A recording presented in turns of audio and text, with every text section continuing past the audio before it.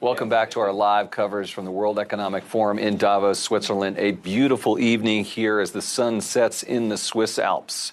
And we're joined now by Rajiv Shah, president of the Rockefeller Foundation. Rajiv, good to see you again. Saw you here last year. This has got to be kind of your Super Bowl for an organization like yours, right? What are the key things you're looking to accomplish here in Davos? Well, thank you for having me. You know, we look around the world and we believe inequality and climate change are threatening the existence of capitalism and the lifestyles and aspirations of billions of people around the world who are deeply vulnerable. And so we seek large-scale public-private partnerships that can be a real solution so that people can be hopeful about their future.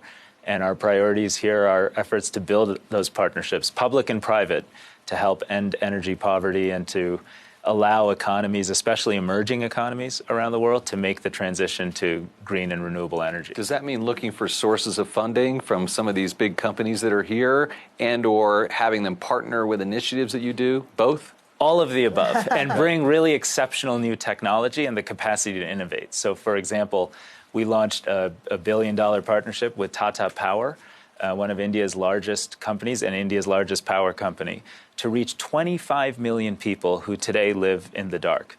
These are families that effectively don't have access to reliable electricity. And what we found is that with an innovative new solar microgrid connected to a battery, which uses artificial intelligence and to manage the battery and manage the grid system, you can reach those customers at a market clearing price.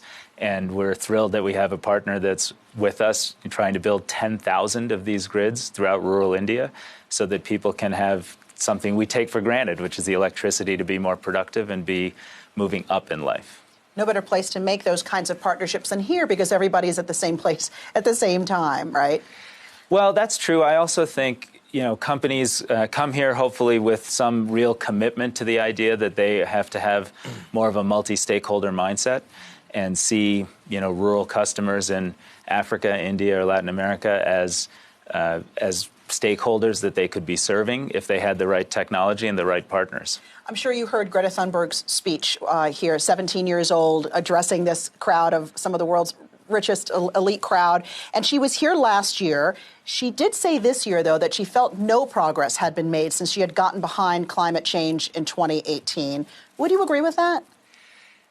No, I think we've seen some progress. Yeah. But here's what's so exceptional about Greta, and I had the chance to be on the panel that she introduced. The reality is a lot of the efforts and announcements that are made here and elsewhere, while well-intentioned and sometimes inspiring, are often just not ambitious enough or real enough to actually protect our planet and secure life for future generations. And to have an articulate, courageous, brave 17-year-old leader stand up there and say, I appreciate you're all here. I appreciate you're all talking about all this stuff. But guess what? You're not going to meet the 1.5-degree target. You're not meeting your Paris commitments. Countries are not submitting plans that are consistent with those targets and aspirations after just agreeing to them just a few years ago. And that's not good enough. And I think that should be a real wake-up call to everyone involved that we have to be doing much, much more. And frankly, if you're in the corporate leadership sector or the finance sector, that you have to probably buckle down and be much more serious about protecting the planet and creating a more inclusive capitalism. All right, Rajiv Shah, president of the Rockefeller Foundation, thanks so much once again for joining us. Always good to see you. Thank you very much.